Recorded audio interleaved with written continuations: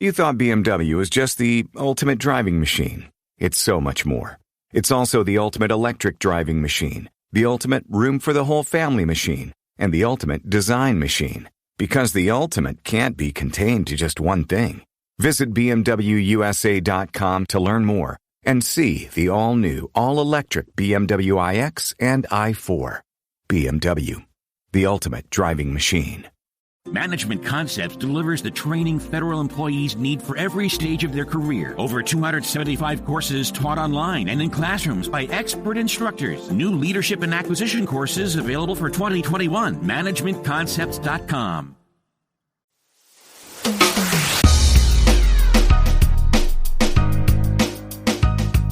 Hey, what up? Welcome in. I'm Doug Gottlieb, and this is All Ball. Thank you so much for downloading, subscribing, rating, and write a review. I think if you write a review, I make more money. Maybe not. Maybe it's just testing your ability to write in the comment section. And if it's a positive review, even better. You're going to love this podcast. I catch up with a guy who I know and consider a friend, but there's a lot I didn't know because he was kind of late on the AAU scene. Kind of an amazing story of how I had no idea how many high schools he went to. Tremaine Folks ended up making the NBA. He was a second-round draft pick, next to the last pick of the second round with the Denver Nuggets. This after he played at Cal for 2 years and then played at Fresno State for 2 years. So he played for Todd Bozeman and then ultimately for Jerry Tarkanian at Fresno State. It's a two-parter. The second part, we'll get into the Malice at the Palace and some of the other late NBA stuff. And he's got a book. He's got a book out as well. But I want to dig in with him. In regards to, we talked some transfer portal stuff, and I had some really good, interesting feedback, on from parents of an AAU basketball in regards to what I said last time was transfer portal. We don't pay attention to some of the players that are still there, right? Do you value the guys who are loyal to you, or do you only value the next best thing? And it's a hard one as a coach, right? Because you do know you want more and you want to be more successful. And on the other hand, you do want to see yourself as loyal. And if you really think of yourself as a good coach, the guys who have been with you, you've been able to help them be better. So I do understand hey, look, it's a profession and coaches have to get better players. And if there's a better player that fits your program and your culture, then by all means. And sometimes guys are around for extra years for a reason. That said, it's a hard push and pull, as I think you guys can relate. But it's going to be a fascinating year, right? Going to be a fascinating year. Like, what's the fine print on transferring? Because the next level is, all right, all these guys transferred, play right away. Many of them are going to be unhappy another time. And they'll be like, oh, wait, this was only a one-time transfer thing. The two-time transfers are the ones that are going to be majorly impacted. And then, of course, we have the high school recruits. So now they're dealing with, like, I was going somewhere and I thought I was going somewhere. And now they took a couple guys in the transfer portal, knowing it's really hard to win with young guys in college basketball with all these transfers. The whole thing is fascinating. All right. Well, I'll give you some more of my thoughts on what looks like to, what it's a pretty easy tracking of assistant coach goes to a place and lands a player. Davion Harmon, for example, was recruited by Chris Crutchfield to go to Oklahoma. Crutch had left and gone to Arkansas, and then he was the head coach in Oklahoma at a D2 school earlier this year. Now he left that D2 school and he's assistant at Oregon.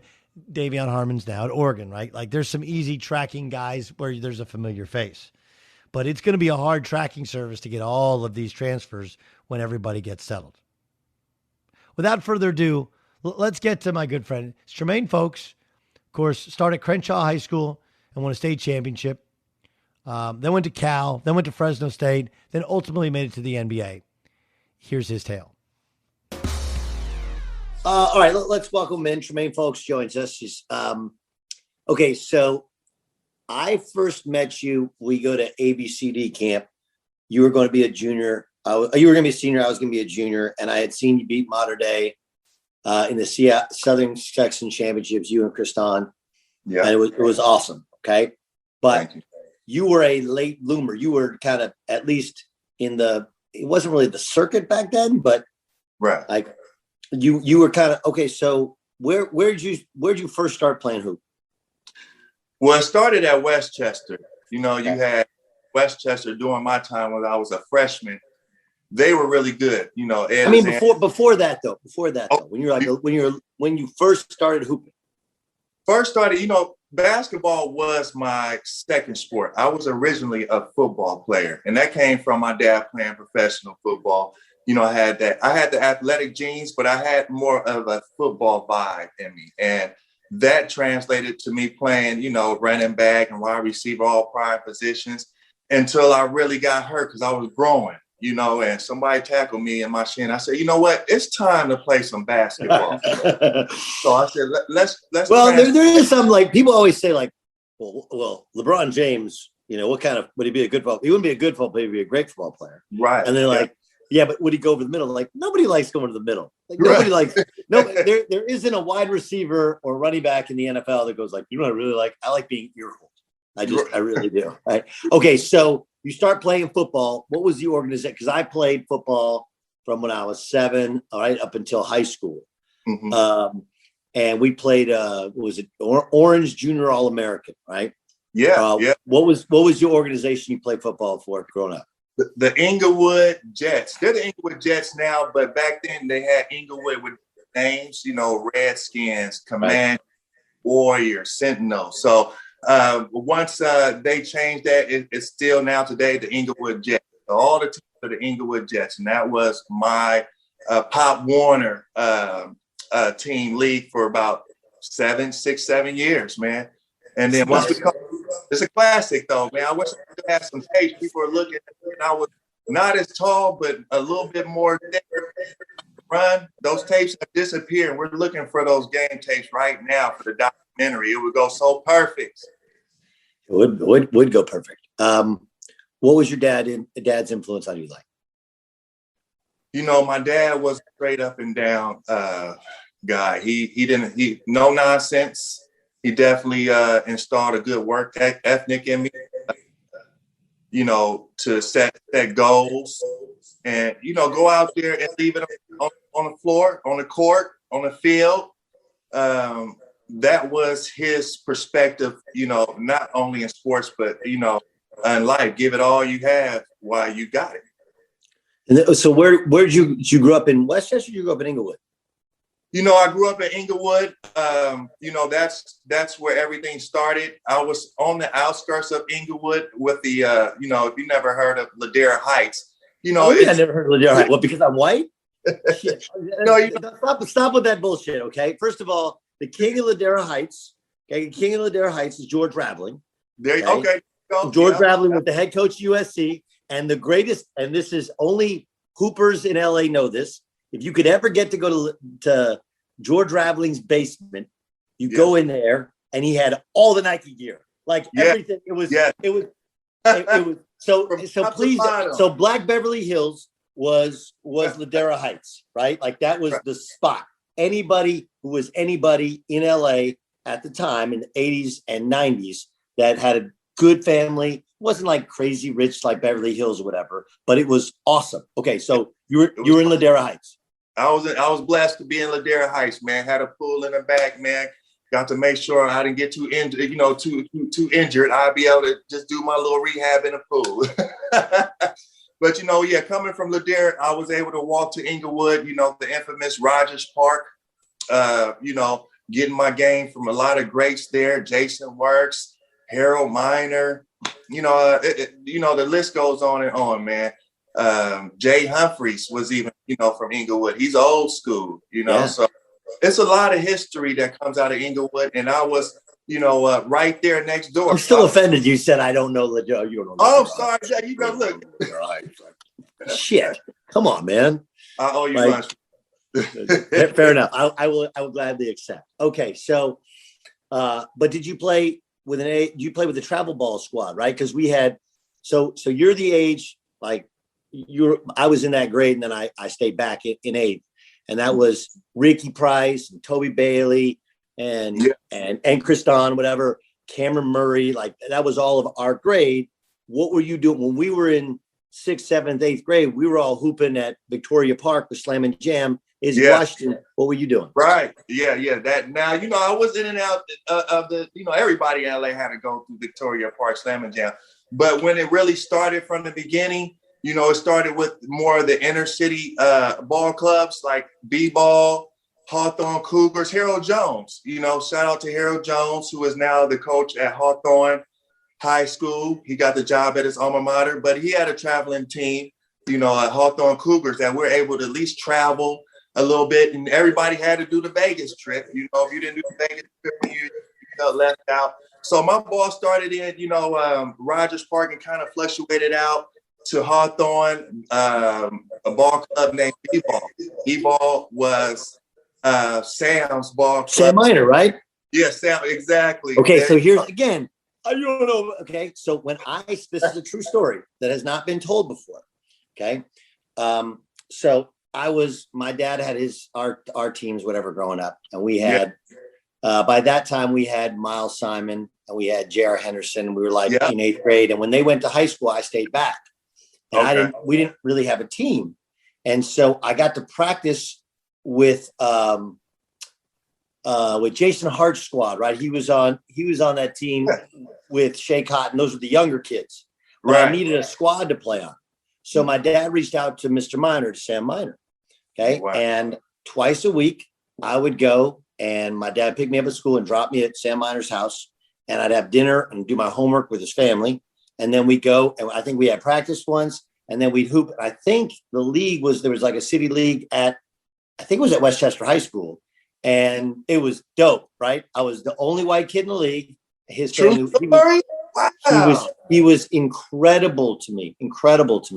And it was great. And it was a year where I grew from being, I'm still a midget, from being like 5 foot, right, to being 5'9", 5'10". So I wasn't very good because I was growing so much. But so yeah, B-ball was a good like good city squad, right? So So why did you choose to go? So did you go to Westchester High School first and then to Crenshaw? How did the high school thing come to be?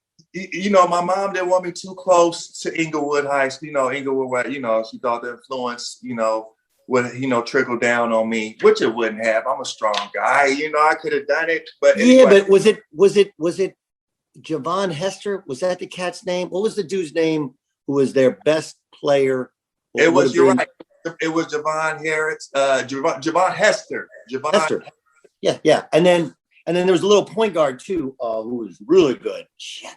Then Jason Crow. I know Jason Hart was there. Jake Crow was boys with. So Paul Pierce was a sophomore, and we played him in high school my sophomore year. This is again before you and I met, right? And I didn't know who Paul was because Paul was like he wasn't. Right? He wasn't a dude. He was just on his way up. Right.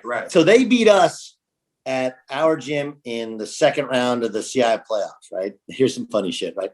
That was when Nothing But a G thing just came out. Now, it just came out in Orange County, which means it was out in LA like 6 months before. Right. Y'all got a little late.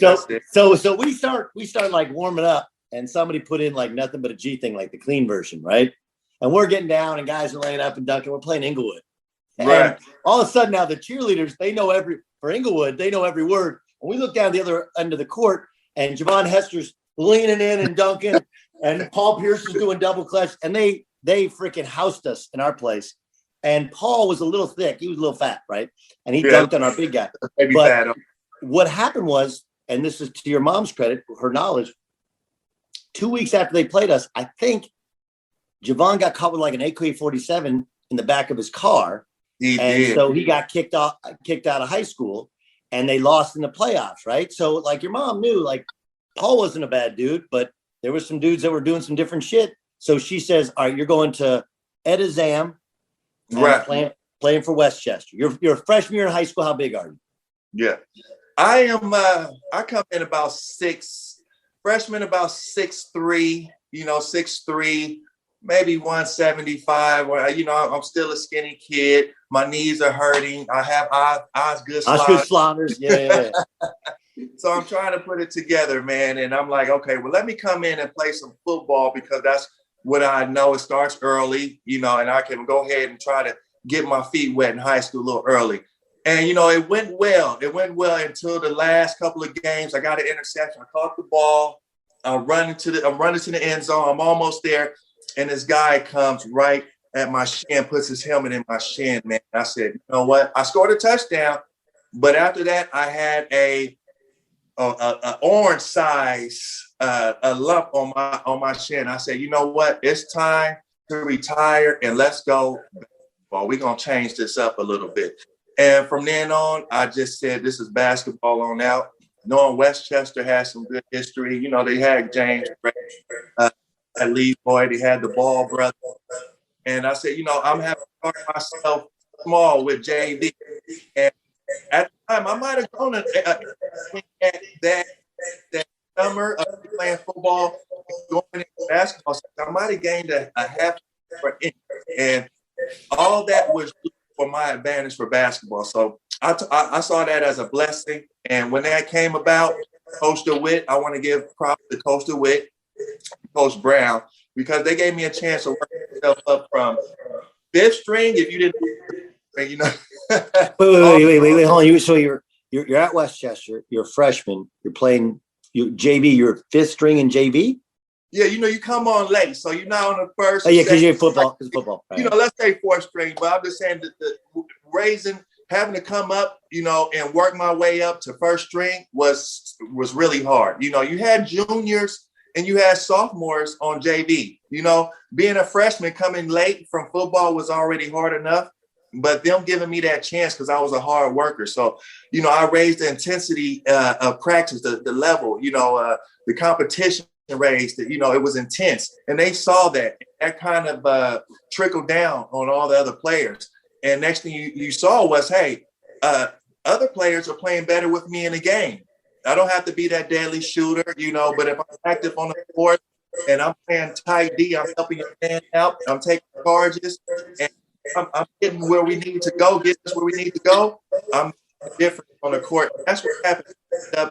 Win 4 or 5. Next thing you know, we're on a winning streak. Now I saw myself as a fixture in that lineup, and we ended the season well, and that boosted my confidence and let me know that, hey, maybe you need to take basketball a little bit more seriously. So then did you? Okay, so after your freshman year, were you still with b-ball, or did you switch to a bigger club? How'd that work? You know, sparingly. You know, it was. Back then, it was hard unless the coach was actually picking you up. Your mom was just going to take you to one thing. You either picking the practice here at school or you picking the practice with them.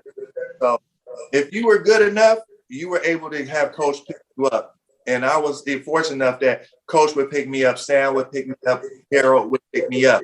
And, you know, that was big. So I was able to still intertwine, you know, the traveling. Here's the other side to it, okay? So my dad was the coach, right? So most of my childhood experience in the afternoon was riding in that car to go pick dudes up, right? We'd have to go halfway to San Diego to pick up Adam Walton. We'd have to go halfway up to, even when we were in 8th grade, we had a couple dudes, a guy named Jasmine Johnson, we called Bump because he had a big bump in the back of his head. We had to go pick up Bump, and he lived by the Jordan, LA Jordan projects, right? There's Jordan House. Yeah. So there's, wait, help me out here. Okay. Man. Now this part I don't know as much about. Okay. Jordan High School's in the middle and there's projects on each side, right? Right. Isn't it? Right. Yeah. But one project was Crips and one project was Bloods. Yeah. and the high school's in the middle, like in the middle, that, right? And I'll never forget this. This is a true. So, think about how white this car is. My mom had an Astro van that we would take the back seats out of. Yeah. Right?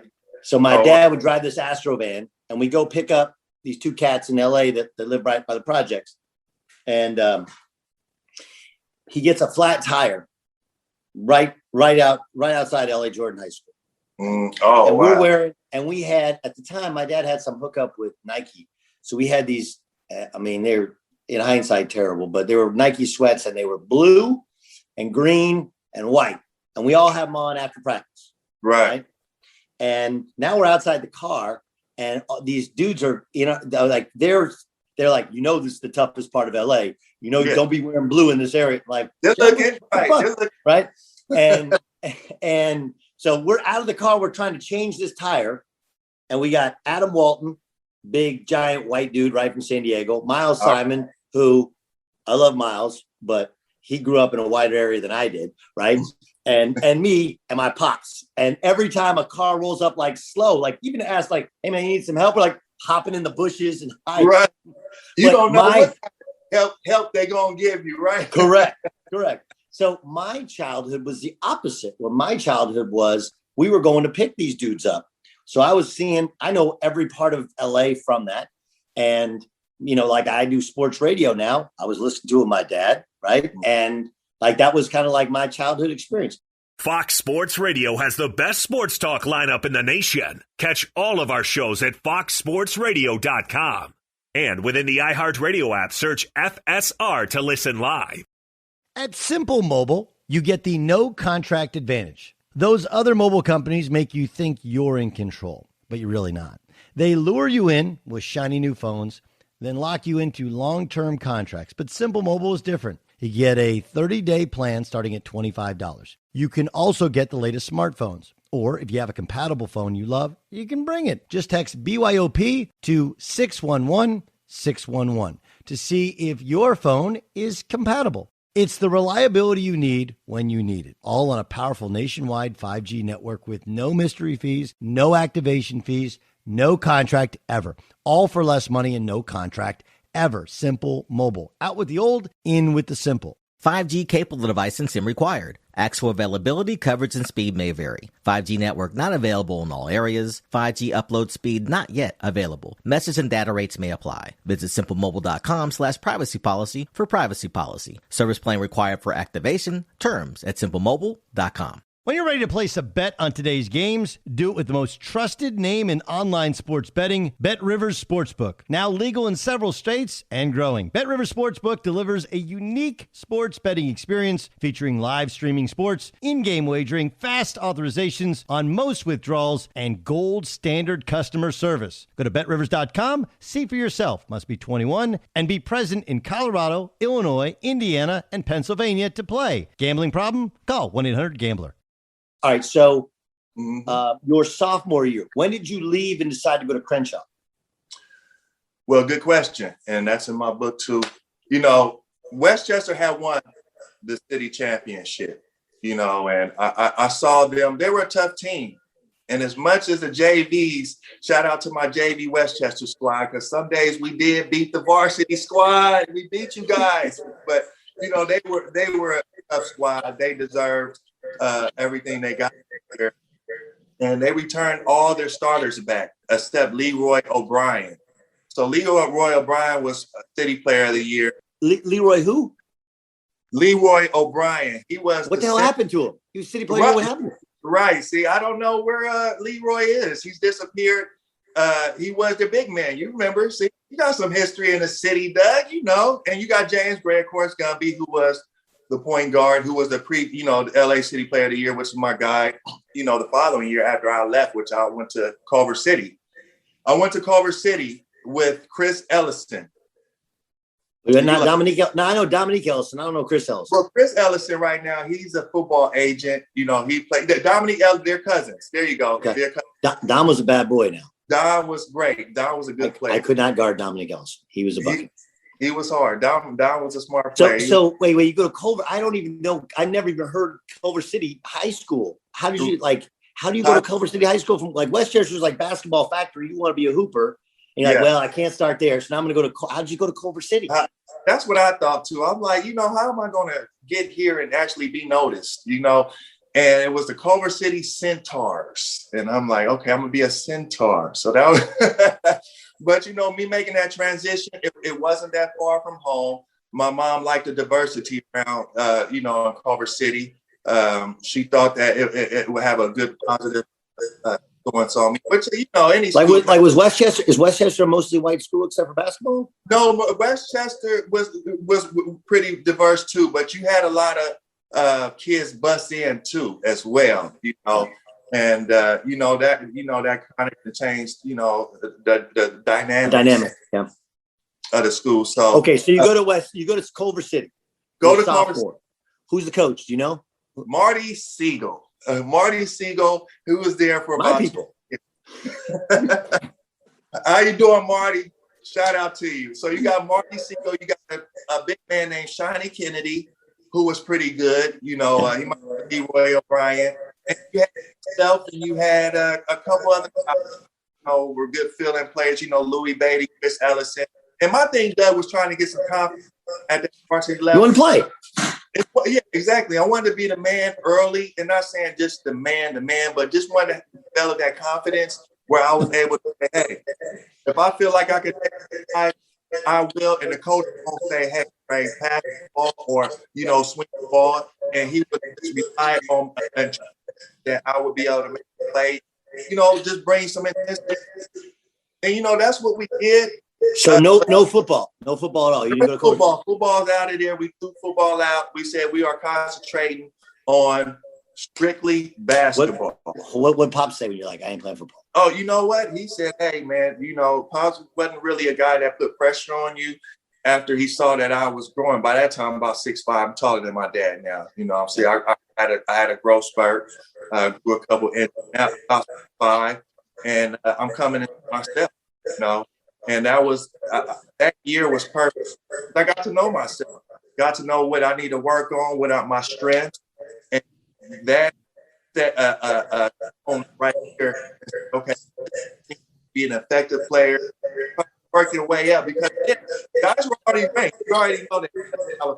Toby was probably the best player ranked. He was ranked since 7th, 8th. Lonnie, Ricky, these guys have been since 6th, 7th, and 8th grade. So my thing was to try to get to that level where they were. I'm getting hoop scoop, and I'm like, gosh, I'm hoop scoop. You were in Cal High, with that Cal High magazine, and they had all the rankings. Yeah, Street and Smith. Yes. You just get in those magazines, and that's what it.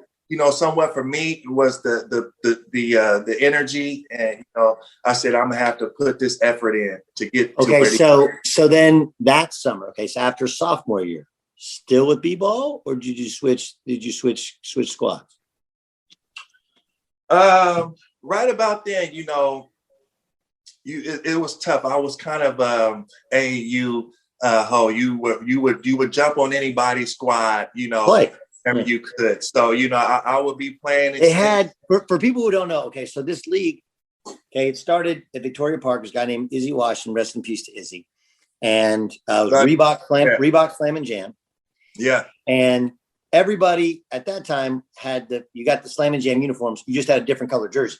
Right. White on one side, and then it didn't matter what squad it was. And then some teams, like the teams from ARC from the Valley, they would have their own for Vegas and Santa Barbara and other tournaments, right? But you'd wear a Slam Jam. And so sometimes you'd come in the morning and you'd play, and dudes would be wearing a black Slam Jam jersey. And then you come in the afternoon, the same guy would be wearing an orange Slam Jam jersey. Like, what the fuck? Right? Like you just wanted to hoop. Yeah. And at some point in time, when we were in high school, it switched from Victoria Park to Dominguez High School, right? And it became all about everything was at Dominguez. Okay, so you're bouncing around. And then you decide to go to Crenshaw High School. And at the time, Kriston Johnson, KJ, was with us, right? Mm-hmm. But you guys both, how did it come to be that you guys came together at Crenshaw? That's just so weird. I think, it's still amazing to this day that I got to Crenshaw. Me coming from Culver City. This is my 3rd high school. We didn't discuss the fact between Culver City and Crenshaw. I went to Dorsey for a couple of days. You know that? Yeah, my b-ball. Who was the little point guard at Dorsey? Kenya Wilkins. Man, he was a bad. Okay, so Kenya Wilkins. Okay, he was bad. He's a bad motherfucker. Okay, so I visited when I left, and we're jumping out of order. We'll get back to it in 7. So when I left Notre Dame. Mm-hmm. I visited a couple places, and I'm like, I'm gonna sit out of junior college, not play. And I went on 5 visits, and my last visit was actually Oregon. And that was the year that Arizona won the national championship. Yeah. Well, I visited when Oregon beat Arizona, and Kenny Wilkins was their point guard, and I had forgotten how much of a badass he was, and he was a senior, and I was going to replace him, and he was a bad boy, scoring point, little tougher than shit. And Dorsey has that cool gym that it's in TV commercials because it's like all glass at one end, right? And it's a really kind of picturesque gym. But how did you? Okay, so you're at Culver City. How did you go to Dorsey, and why'd you leave and go to Crenshaw? The competition level wasn't where I wanted it to be, Doug. So, I said, look, I think I peaked out somewhat. And my cousin Flicky, who was a fixture in Inglewood Youth and mentoring a lot of kids, he said, Trey, please make this decision and go to Crenshaw. You guys will win the city and state championship. I'm like, Flicky, that's just too much, right? Everybody's gone from Crenshaw. Yeah, they're rebuilding. How do you know this? And man, they got Chris Johnson, Marcus Johnson is going there. I said, that sounds nice, but we got to relay this to my mom. We're transferring to another school. I have to get this to my mom. And I was excited, but it was hard getting. Okay, wait. So you went to Crenshaw. You went to Dorsey for how long though? For 2 weeks? 3 days. 3 days. It was. So and for people who don't understand, so Westchester there's the 405. Westchester is west of the 405 near the airport, right? Right. You go east of the 405 around the 10, and there's Culver City, and that's where Culver City High School. Now, Crenshaw is in the Crenshaw district, but that's not. No, it's right next to it, isn't it? Isn't Crenshaw right next to Culver City? No, it's on a. You know what? It's not as far as you think, but you got to take Slauson. You got to take Sepulveda, make a left on Slauson, and go all the way down. Okay, go all the way down Slauson until you hit Crenshaw. Okay, then once you hit Crenshaw, now you're right there in South Central. You're in the heart of the Crenshaw district. And right there on Crenshaw and 54th, there you got Crenshaw High School, a street over from Crenshaw. Okay, so I don't like to do this to go backwards in time, but I remember my freshman year. So you were at Westchester at the time. You're not in the heart of South Central, and as we point out, you're in Ladera. Again, nice area, up kind of a hilly area, overlooking some of the other stuff. The white Orange County kids perspective. And I had my whole life, we had gone, there's a Challengers Boys Club. We used to hoop there on Saturday mornings. We would have games there like in 6th and 7th and 8th grade or whatever. So, and we had friends and we knew about gangs and all that stuff in the city, but and I grew up in Orange, California. It's fine. What do you remember of what were the riots like, the Rodney King beat? Because it has kind of come full circle with all of this unrest now. Like my memory, like I had no idea that, and I know he was on a bunch of stuff, but I had no idea that cops treated people like this, like zero. Like I didn't. Obviously, you run up on cops that are on a power trip, whether you're white, black, Mexican, or whatever.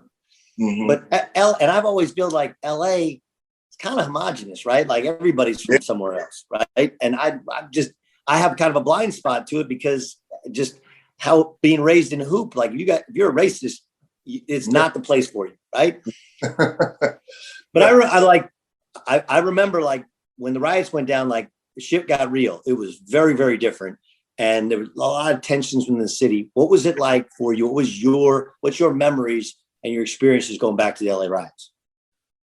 That is a fixture in my life where you never will forget that. I mean, up to that very second, when they canceled school and my mom is calling me to make sure I come from school right to her house, this is when everything starts kind of, trickle off. And I'm in the car, my friend, he said, man, they're looting. Let's go. I'm like, no, dude, mom's telling me to get to the house. We had people in my high school who were like, and Tustin High School was the most diverse high school in Orange County. Again, Orange County.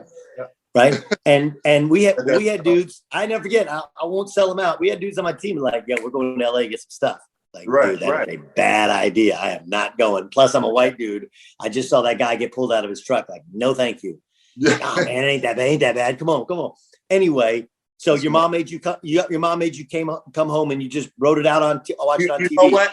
I didn't make it home that easy. You know, with stops, people picking up people over. Let's go over here. Let's see this and see that. And tell you the truth, I did ride around for about an hour, but you know, I made it back in safe because right about then things were getting a little bit out of hand. Yes. And you don't want to be in the middle of things. I don't care what you are. You just don't want to right in the center of all that drama. And it was special for me just to see, looking at it from my eyes, I could see the first time I saw a black man getting beat up by the police was filmed on camera. And Rodney King, you know, and just to see that, you know, this many years later, at least the recording can be able to convict, you know, a police for his doing that special. We still have a long way to go, but just seeing that standpoint of seeing that one camera can get these guys off, but this camera can get him convicted. I still don't. They all got off. Like that right. That was they all. We could do another pod. It made no sense to anybody. They all got off. Oh, they kicked the shit out of this guy. Right, no probation. They're like, come on, anything. So it's like a slap in the face. It was, and it probably is what led to OJ getting. Probably what led to OJ getting off because people were like, that shit didn't make any sense. Yeah. Okay, so you show up at Crenshaw, and like now, Coach West is your coach, right? So Coach West, yes. So what's your memories of showing up at Crenshaw's gym? I walk into Crenshaw, excuse me, and I look to the left. You know, you got the bleachers, and you got probably about 150 kids. And I'm saying, oh, wow, the PE classes are still in here. And I'm like, wow, this is crazy. And my man says, no, they're trying out. Everybody you see up there is trying out for Crenshaw basketball. And I'm like, are you serious? Wow. Everybody wants to play for Crenshaw basketball. And, you know, just to see that was amazing because that got me more hyped. I said, oh, y'all trying out? I'm trying out too. Okay, so let's go. And, you know, knowing or not, the competition, that already started when you walked in the gym and saw everybody. You know, it's going to be a competitive couple of days right now where everybody wanted to play at that Crenshaw jersey on. And when I saw that, I never saw that again. You'll never see that again. I don't even think let us come play after Crenshaw. But you had everybody left. Alexis Scruggs was gone. You had a lot of players that were seniors. So it was all about rebuilding Crenshaw back. And if it took him watching players all day, all night, good new kids,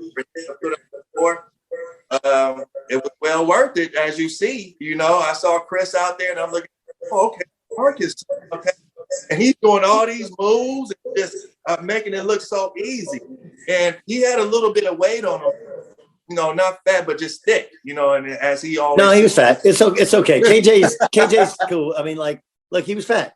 He was unbelievable. He was unbelievable how skilled he was and how good he was. And at that time, he just hadn't taken care of his body yet. Right? Yeah, and he was fat. It was all right. Like he was. He's gonna get let's say a little chunky. Okay, a little. But look, he was. Yeah, he had more. Now, here's what you don't know. So KJ, who I love, and he was a great player. But he's like me, right? Like we're talkers and bullshitters, whatever.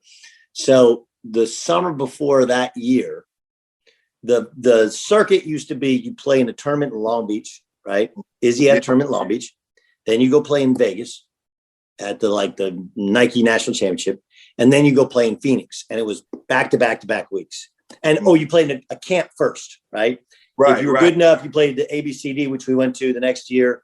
That year was at UC Irvine, was good enough. There's also Superstar Camp. And then there was West Coast, the Pump Camp, right? Which was, so you did camp, and then like a day of practice, and then Long Beach, and then Vegas, and then Phoenix. Right. And by the time you get to Phoenix, you're tired. You're kind of done. You're kind of done, right? It's kind of like, we're done. It's hot. And some of those gyms back then didn't have AC, or the AC wasn't working all that well, right? And you're kind of like, and these guys you started playing with in the spring, and you played like 100 games with them. And, it's like your brother, like you get kind of tired of each other. We got into a fight in the back of a 15-passenger van, me and KJ, on the way to Phoenix. Really? My dad, what's going on back there? I pulled out of the road, and my dad was about to beat both of our asses because we got in a fight. Like, here's a grown man. And like Marcus was cool. And KJ eventually left. And I think you guys played in the same travel team that next year, right? Yeah. But Marcus was cool. He was like, hey, treat him like he's your son. Like, you want discipline. And anyway, we got into a fight, whatever. Don't feel bad. We did too. Okay. No, I know but it's like one of those, you're around each other enough where you piss each other off, and then you come, and he's much bigger than me. Oh yeah. But he knows how to piss off though. He knows how to pressure. Bro, yes, he definitely knows how to pressure. But he was heavy. He was, and it probably changed his. It changed his life when he changed his diet at UCLA. Okay, but they didn't cover LA teams in Orange County. Like, I don't ever remember. Like, first time I saw Crenshaw play was at the sports arena against Mater Dei, and they wanted no part of you guys. And that was a loaded team. That team, okay, they beat my. I went to a public school. I didn't want to go to there because I wanted to. It's kind of the same thing as you in Culver City. Like, I wanted to play. Right. And Mater Dei, like, they had too many dudes. I wouldn't have been able to play until like my senior year. You got some time with Sufi. Remember? But see, like Sufi was my teammate. He was older than me, but they had Sufi. Then they had my age. They had Clay McKnight, who was not a point guard, but like, look, the coach's son's going to play. That's right. Yeah. So they had Clay. They had Kevin Augustine was younger than me, but he was a hooper. Like they had Miles. Those are all my guys that I played with. Right. So I don't remember. Were you guys dominant that year? Were you just okay? Like, what was your actual season like? We weren't picked to win that game. Mater Dei was loaded. We kind of came out the blue. We almost lost to Capistrano Valley that year. They had a guy that could not miss from the corner. Okay, and once again, Chris saved us that game too. When Miles missed the free throw, with 3 seconds left, Rico got the basketball. That's in the book too. He takes a dribble, passes off to Chris. They didn't play Rico tough. They thought he might. Wait. So Ryan, what was the score? Was Mater Dei? Was it tied? Miles with the free throw? It was Mater Dei was up 1. Okay, Mater Dei was up 1. Miles could have sealed it, or at least made it where we would have went into overtime if he would have made the second free throw. He misses it, hits the back of the iron. Rico gets the gets the rebound, shoots it to Chris. Chris gets the ball. There's 2 seconds left. He actually won. I don't know how they did it so quick. Rico took one dribble past it. Chris took the ball. He does a little put shot like this. 2 seconds, and now you see the ball goes right in. He takes. I don't think he takes a dribble. I think he gets the ball. And, he might have took a dribble and just shoots a little shot put, and it goes in. I fouled out. I think I fouled Mark Williams. Marmet. Yeah. Mm-hmm. I fouled him, and he got fouled. I got hit my ball. Crying and hurt at the same time because I fouled out. I'm like, I'm hurt, I fouled out. So, I was out of there, and I'm cheering from the bench. I'm like, when he got shot, I'm running. I forgot I was hurt. I'm running to Chris, and we all running on the court. To this day, I cannot find that game, and that was one game that I would love to have for my documentary. Now, I've got all the, the Mater Dei with Shea. I've got the Jesuit games with Mike Fontaine. But that game right there is a classic game. If anybody's listening from that's not a problem. I'm sure Mater Dei has it. They tried to burn it, there you go. Okay, so let's fast forward. So we go to ABCD camp in Ypsilanti, Michigan. Yeah. Okay. So here's the squad I remember. Let's see if I get it right here. Okay. So Jelani Gardner, he was a bad boy, right? Jelani was 6'5" point guard. My dad's like, that's the next Magic Johnson. Yeah. We had Jelani Gardner. We had Tony Gonzalez. Yep. Right. Yeah. We had you. We had me. We had Alex Lopez, who I played with in 6th grade, right? Alex Lopez. Right? The Brooke and Robin's brother. Yeah. Okay. Man, we had a dude from Trayvon Carmichael from Fontana. That name sounded familiar. I saw. Yeah. Okay, yeah. so he was like, I don't know, he was like 6'5", 6'4", could dunk, pretty good. I mean, but he was like Inland Empire. Like at that time, it didn't really exist on our radar, right? Right. Didn't really know who he was. We had Slick Ricky Price. Okay, who was Rick was always on a rival team. Like literally, I'd never played all these guys I'd never played with before. And Miles and those guys, they went to Nike camp. So we go to ABCD. Okay. I'll give you my memory in a second. This is about you. What is your memory of how you blew up at that camp? I coming off that city and state championship and able to go there. My thing was I wanted, personally, I know we had a squad. My thing was trying to improve myself on the wing. I wanted to be a small forward. I want to be able to play outside, away from the basket. And that camp is what gave me the opportunity. And your dad did, and we bumped heads a lot, but your dad actually gave me that chance. Bumped heads once. Your memory's bad. You bumped head once. Here's what happened.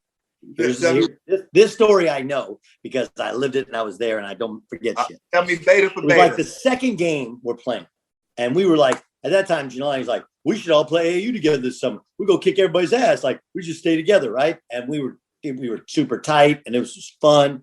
And we were kicking somebody's ass. And the way it worked was there were 4 10-minute quarters, right? And running time. And I think we had 10 dudes on the squad, right? And you'd play. So there was no, and if you had less, it was like a number system. So everybody played like the same amount. Right. 5 guys. And then there was a 10-minute coaches quarter. And that was like, all right, now you're trying to win. And the coaches could sub freely. And we beat somebody by like 20 points. And after the game, everybody's high-fiving. And you're pissed. Really? And I was like, yeah. And I was like, yo, man, what's the matter? It's like, yo, man, your pops didn't play me. It's like, what are you talking about? Like, he didn't play me. And I went up to my dad. I was like, hey, man, I don't think you played Tremaine. He's like, what are you talking about? He just forgot. So you're hot. So the way it worked was in the morning, there'd be like a clinician or whatever. We do some stuff, a little practice. In the afternoon, we play. And then we have dinner. And then we play again. So it's probably like the second day of being there. Yeah. Right? So we go to dinner and you're not talking to anybody. You're fucking hot. Hot. Serious? And you definitely don't want to talk to me. And of all the people above me, you don't even want to look at my dad, right? You are so pissed. And so you were already a freak show in layup lines. Like I had no idea. I just had no idea. I'd seen you play once in my life before that at Crenshaw against Monterey. Nobody knew who I was. Yeah. Nobody knew who you were. Yeah. And like Ricky was blowing up. Ricky was like the best player in camp. Yes. Right? And so you were like, hey man, I ain't fucking passing. I was like, all right. Like, I don't know what to do with that. Like all I do is pass. Like whatever, you did not pass the entire game. You also, I think, missed one shot the entire game. It was like, you were so focused. I am so mad at that white dude coaching. I'm so mad at everybody else. Nobody knows who I am. I'm going to kill everybody. It's like that scene of Marcus in White Man Can't Jump. I'll go back to my car, get my other gun, shoot everybody's ass. Nobody said right. I don't know. Yeah, that was you. And from that moment on, everybody knew who you were. That's my memory of it. From that moment on, my dad was like, oh shit, he can play, he can shoot, he can play the wing. He was like, go do you, man. Just go do you. It was one of those like, I'm going to show you, and you did. You know what? Goodness gracious, that was the game of my life. Dude, now you got to rewrite your book. Right. That right there. I remember that I got hot and partaking that I didn't pass the ball or not. But the point was I was focused. That's the film you need. That's the tape you need to find. Yeah, that would have that one. Yeah, that would be a classic. Sonny. We need to call Sonny. Sonny definitely has it. That was great. 66% of men start to lose their hair by the age of 35. Once you've noticed the thinning hair, it can be too late. Is that hairline slowly starting to move backwards? Any bald spots yet? The best way to prevent more hair loss is to do something about it while you still have some. Why do guys turn to weird solutions or do nothing when they can turn to medicine and science? 4hims.com, the one-stop shop for hair loss, skincare, sexual wellness for men. It's time to write a new chapter, one in which you have hair. Today, Hims is giving away their best offer yet. If you're not happy with your results after 90 days, Hims will give you a full refund. And right now, my listeners can get their first visit absolutely for free. Just go to 4hims.com/allball. That's 4hims.com/allball. Prescription products require an online consultation with a healthcare provider who will determine if a prescription is appropriate. Restrictions apply. See website for details and important safety information. Remember, that's 4hims.com/allball. To show you how easy it is to file a claim with Geico, we hired a soap opera star. Gracious me, my car has storm damage and I've had to file a claim. Could it possibly get worse? Will my claims team leave me for someone else? Someone less intense? No. Actually, when you file a claim with Geico, you get your own dedicated claims team who promises to stay with you throughout the process. Oh, I've never known such loyalty. I can't wait for the second season. Geico. Great service without all the drama. Okay, so my recollection of Cal is we knew some shit was going on. And here's how. Because Jelani was a talker, right? And if you remember, so I roomed, who'd you room with at that camp? I roomed with J.R. Henderson. Who was that? Who did I room with? Probably with Alex or Tremaine or someone. I remember I remember a lot of Detroit players being on with we lost to Detroit in the finals, right? Yeah. And I think they were next to us, which made it worse. Right. Right? Yeah. But so what I remember was next to, so we had a room and it was like no air conditioning in that shit either. It was terrible. It wasn't hot. Hot. And I had JR with me who lives in Bakersfield. It's hot as shit. And he was miserable. And he would take cold wet towels and put them all over his body and just lay in his bed. And I was like, okay. And so Jelani and Ricky were next door to us and they roomed together and they had hated each other beforehand, but they somehow kind of became boys. Right. And and Antoine Walker was always coming over playing cards or shooting dice. And they started talking about, we ain't going nowhere for less than $100,000. We ain't going nowhere. And I was like, and they kept talking about Cal. So why did you true story? Why did you choose Cal? I took off. I that was a good point. If I look back at it again, Bowles wasn't actually my favorite, home visit at that time. My favorite home visits were Roy Williams. I was impressed with Roy and Jim Boeheim. I'm still impressed with Jimmy because he didn't walk in with anything. He just had this. He said, "Hey, I got a tape for you to watch on the school program, and then after this, I'm just going to, give you my spiel." Bowles, it was, I like, I like the influence that he had not only on me, but my mom and my dad. He made them feel real comfortable. And let me tell you something, it's the difference between recruiter, coach. Bowles was more of a good recruiter. He could get you on campus. Okay. Once you're on campus and some things might not work how you want them to. But for him to get you, have, that influence on my parents, that kind of meant something for me. And not saying anything bad. He wasn't a bad coach. He probably wasn't the best coach for me at that time. But I loved an assistant coaches. You had Charles Payne, you had Billy Kennedy, he was at Texas A&M for years. Coach Payne was at for a number of years, assistant coach. Then you had Robert, you had Kurt Townsend, right?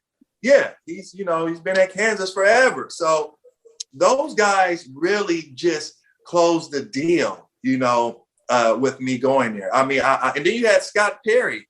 Scott Perry, has been, in the NBA since then. GMs. He was my GM assistant with Joe Dumars in Detroit.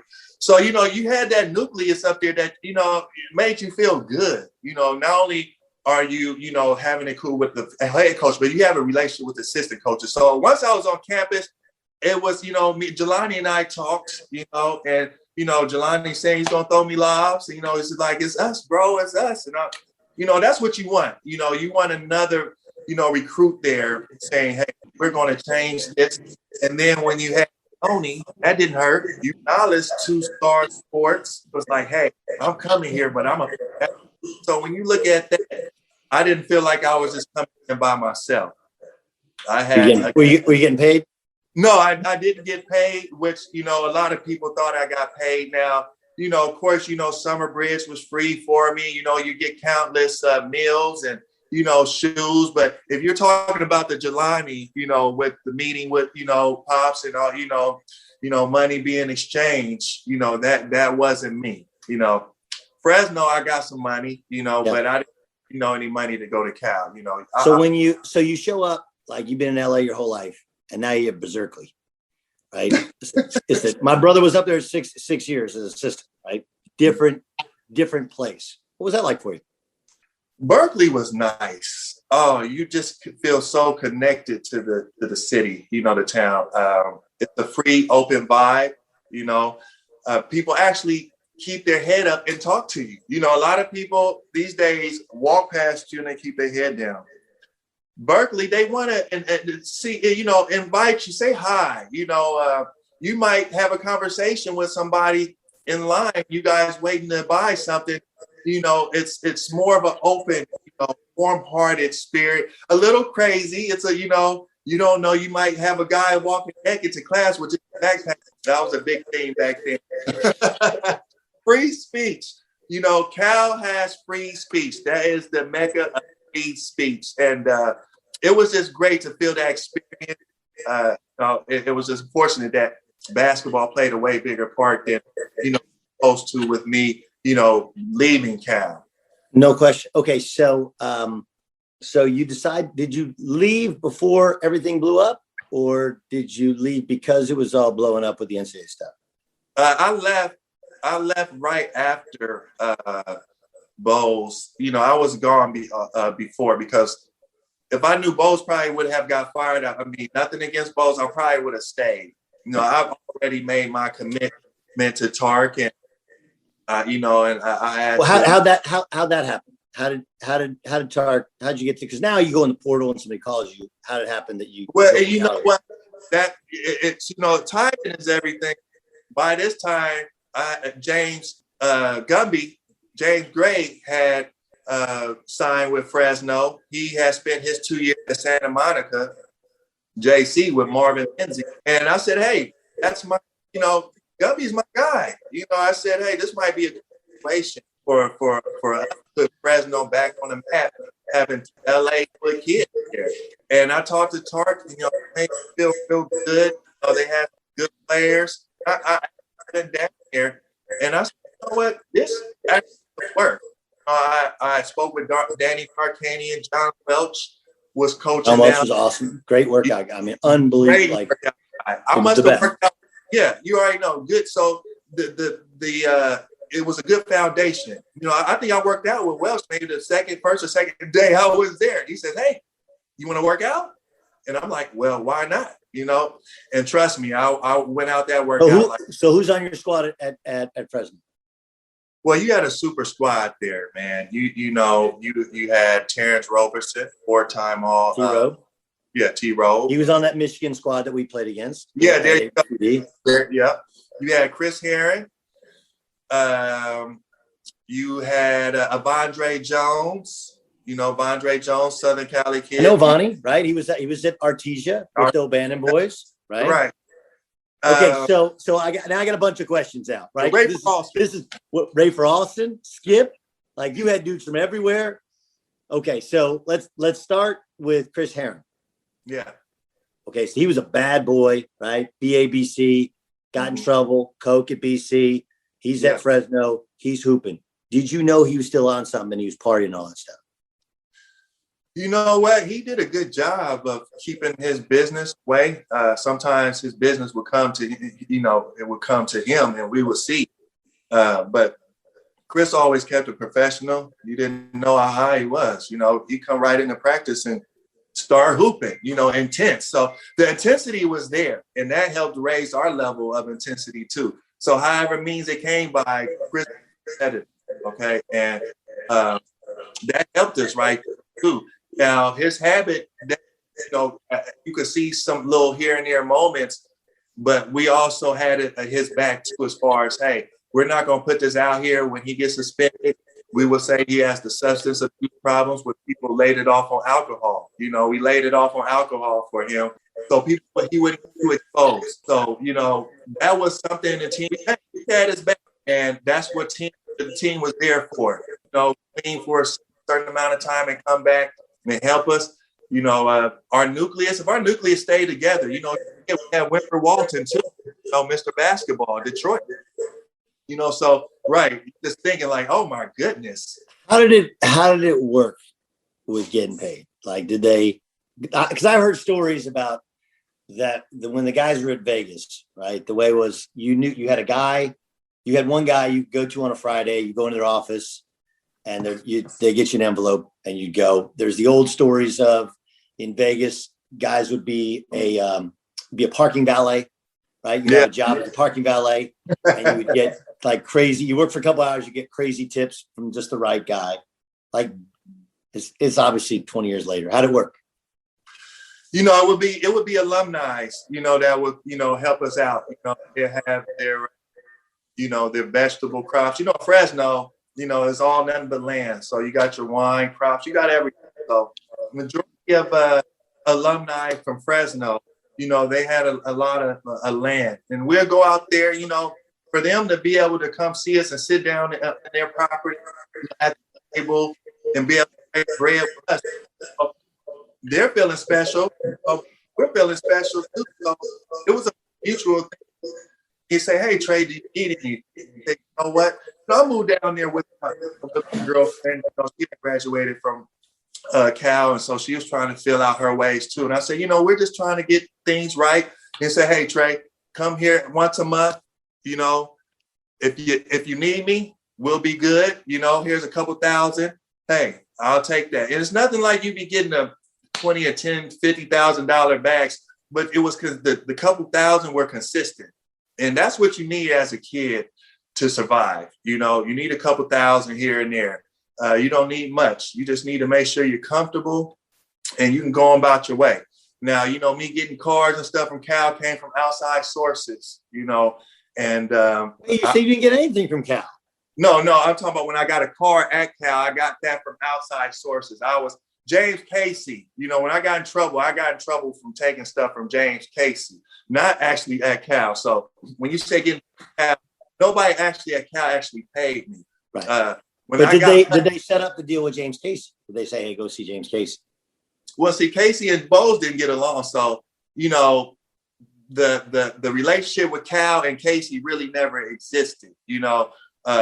My thing with Casey existed with guys who were financially able in the hood to support me. And of course, they wanted their money back once I made it, Right. That's the part that I don't know if people, if kids understand well enough, right?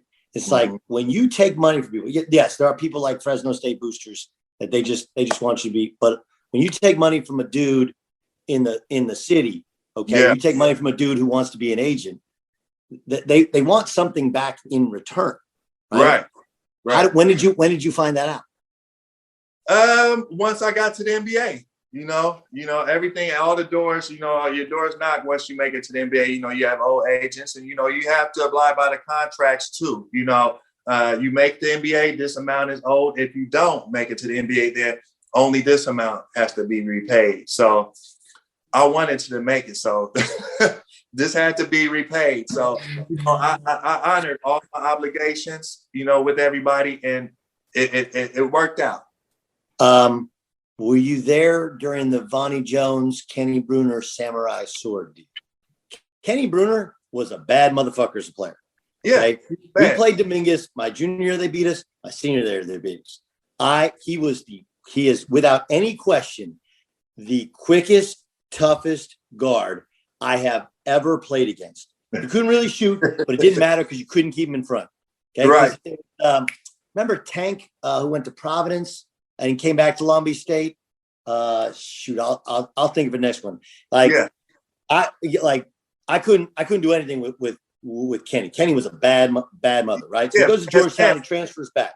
All right, give me the night and how it all went down. Okay, he real quick. My girl and I stand at the house, and Kenny's coming up saying, "Hey, Kenny's gonna stay up with us for 2 days. 2 days." And she says, "Okay, I'll cook for you guys, this and that." I say, "No, we'll just order a pizza." So we order a pizza. Kenny comes over. I'm like, "This be good for you, but why'd you leave Georgetown? Okay, why'd you leave? You were perfect there." So I said, "Okay, you'll come here. Just stay out of trouble. We can make this happen." I said, "Just stay here with me these 2 days. That's it." I wake up in the morning. Kenny's gone. So he's on his visit? This is his visit? No, he's gone. I can't find him. He's over at Vondre's house. He went to Vondre's house. Okay, so I'm calling Kenny. I said, "Hey, where are you going to, what's going on?" He said, "Man, I'm going to come over here and mess with my other partner." I said, "Okay, cool." I let that go the whole day. The next day, I'm looking at, wake up and watch the news. I see him and Vondre coming out of the jail, getting bailed out of the jail. I'm like, what happened within those 24 hours that would allow you guys to be arrested and getting bailed out of jail and on the news? So not only they on channel 2, they're on 2, 5, 9, 11, 13. In Fresno, that's all it is. It's us, Fresno State. So when you get in trouble, you get super exposed. And when you do something good, you get super propped. So it was a catch-22. It's a double-edged sword. So right there, I found out that they wouldn't let a kid leave out of there that had went to. Well, they were playing video games. They were smoking. Like what the hell happened? I'd say I would say everything. I think something went bad. They got mad. They were playing with him. So two different type of situation. Did you know that Bonnie had samurai swords? Bonnie has samurai swords. Bonnie is he keeps little trick looks like that around the house. And whatever Bonnie did, you're going to be intimidated, of course, to a kid when you're 7 feet with a samurai sword. What was Tark like? Tark was great, man. I wish I really could have got the younger Tark, not knowing that he was kind of on his last leg, and he let the coaches, Danny, and Danny's a great guy, but at that time he really didn't know how to coach, and he was still learning, and he was still trying to learn the game of basketball. And you had Welch, who was a workout guy, but still trying to get his coaching style together. And you had Johnny Brown, and Johnny Brown's a good coach, more on the quiet side. So they had to gel all those things in to try to make it happen, because all those personalities is tough. Everybody I named is a fire starter. Rayford, Chris, everybody. So for them, they get a lot of credit for holding us to elite. Where we were able to have some success. We didn't have the same starting lineup, but number 5 times the whole year with all suspensions. But for us to be playing ball at the end of the year, going to the NIT Final Four, at least to be playing while the NCAAs was playing, was a blessing. But for me to say, hey, I played with Tark, that's always going to be special for me, knowing what he did at UNLV. Yeah, it is interesting though that like you're aware enough now to know that like you went to Bose, you were recruited, right? Mm-hmm. And you went to 2 places because of more relationships than who's the best coach for me, right? Whereas if you could do a do-over, I can't do a do-over. Like I went to go to Notre Dame as a do-over, right? If you do a do-over, you would have gone to somebody who was like, all right, what is the best for me as a player? Right. What is the best for me as a player? And obviously years later, let's do this. Okay. So you get done playing, mm-hmm. and you're at a place where T-Rowe, you got Skip, you got all these dudes. Everybody thinks they're going to the league. Everybody thinks they're going to be a first-round draft pick. What happened? You get done playing. What do you remember about the next step? Trying to get outside that tweener stage. 3. But 4. now it's crazy. Now it's right. It's the thing now. Yeah, it's a you plus. Could, like, listen. This is not because you're on my pod. It has nothing to do with it. Right? If you were graduating college right now, you were a senior in college at 6'6", okay, 215? Okay? Right. Yeah, that's playing weight for me. Okay. Yes, exactly. 6'6", 215. Yeah. You could guard 1, 2, 3, 4. 4. Right. Okay, you got football background, everybody like that. and all you got to do is be able to make an open shot every now and again. You played for 15 years. You're the man, right? You're the man if you could do that, right? Right. But then everybody had to go like down a position, right? Like, oh, you got to show you're a 2-3, right? Like, so okay, you get done. Did you go to Phoenix? Did you go to Chicago? Did you have the private workouts? What'd you do? I went to Chicago camp. I actually, Dane Settles, who actually worked me out, who is a Pepperdine legend, had his number, retired at Pepperdine. He actually worked me out really good to make me a 3-man, small forward. I ended up going to Chicago camp. I really did good. Your boy Ricky Davis, like, man, you really got that small forward spot down. They talking good about you. So, I thought that I would really be able to get in that first round. And I even got a call from Marcus Johnson. Marcus said, hey, man, they like you in Seattle too, man. I worked out for Seattle. I worked out for various teams, thinking, Doug, that might be maybe a 29th to maybe a 40th pick. I worked out with Eddie Jordan, and he said, we'll take you with the 32nd pick at Sacramento. Let him know they fired him on draft day. So I said, okay, that's out the door. I fall all the way to 54th, was a disappointing. I never worked out for Denver, but they drafted, Ryan Bowen and I, which was great, and, for me to say, hey, and then, of course, the last pick of that draft was J.R. Henderson at the 58th pick. So I thought we all should have been a little higher, but I took that in, met Dan Issel, and it was just a screwed up year, Doug. It was a lockout year. Nothing was working for me at that time with the lockout year. A lot of politics involved with players on the team and who were staying and whatnot. And I should have did what Ryan Bowen did. He left and went to London, got money first, and came back. So props to him, though. But so you went to Yakima, right? I went to Yakima with Paul Wilper, who was coaching down there, and that was a tough situation. I really didn't get along with Anthony Carter. He was a great guard though. But me coming and trying to play catch up with guys that already been there for a certain amount of games, it's like, okay, Trey, you're gonna have to take a back seat and come in as you come, But in many ways, and this may, and I don't know if you agree because you actually lived it and experienced it, but as much as I would tell you that the Fresno situation is fucked up because you weren't like when I was at Notre Dame, when I was at Oklahoma State, like we all wanted to go to the league, but we were all about us. Like we were tight. It was all about us. Fresno, yeah, y'all wanted to win and all that, but it was still everybody in that room it was almost like CBA basketball where this is just a pit stop on the way to the league. Right. The reason I tell people all the time is like, you don't want to do and you did the IBL, which I did as well. That you don't want to do, which you don't want to do minor league basketball is no one in minor league basketball wants to be on that team. Nobody, the coach, the general manager, nobody. That's the last place. And whatever you can do to get off that team onto a better team is your goal.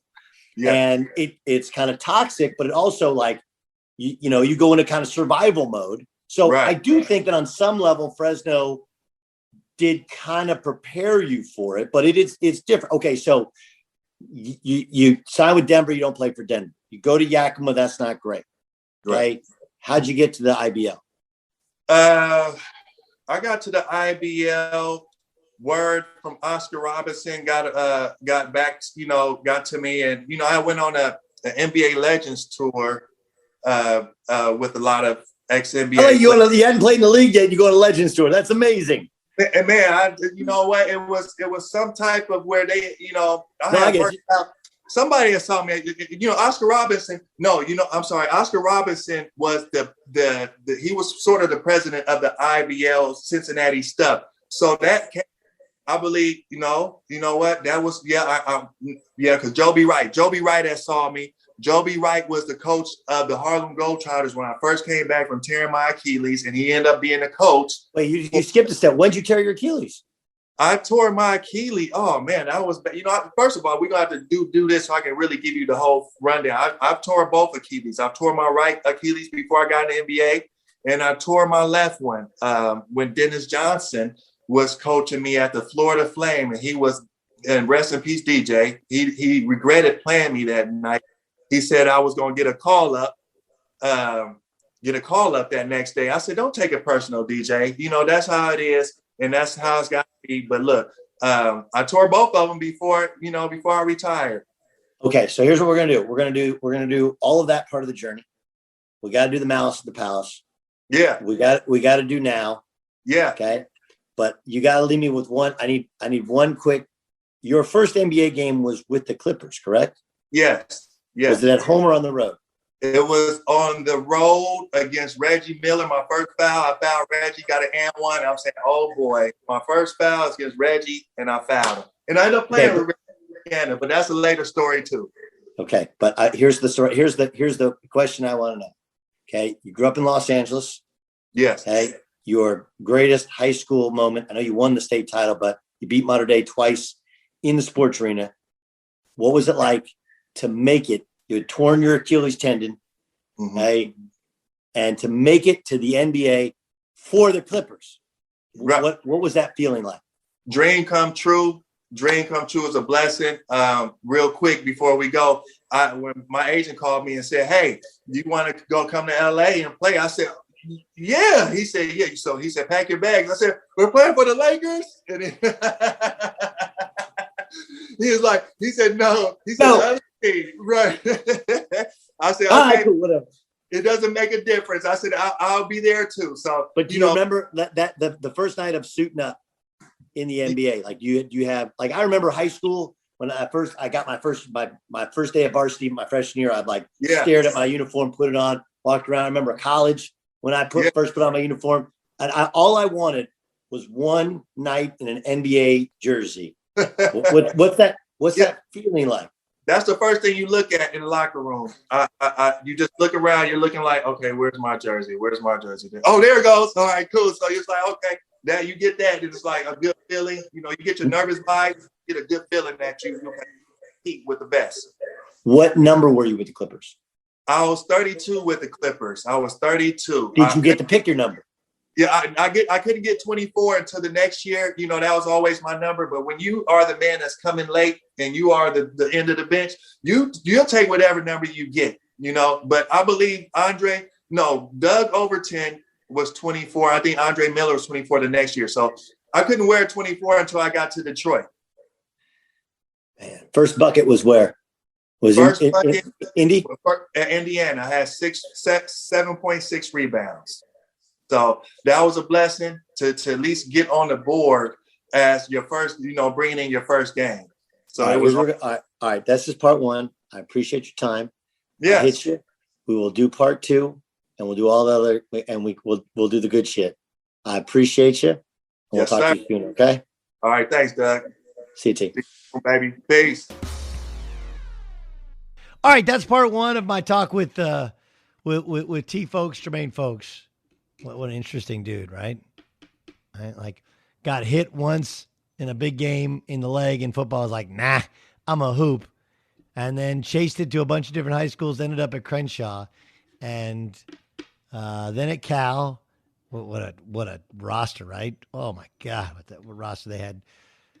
I mean, he played with Sharif Abdul-Rahim for a year with Jelani Gardner, with Tony Gonzalez. Man, amazing. And then, of course, all those knuckleheads at Fresno State. But wait to hear part two. It will drop shortly. I'm Doug Gottlieb. Make sure you listen to the Doug Gottlieb Show daily, 3 to 6 Eastern, 12 to 3 Pacific. And this is All Ball.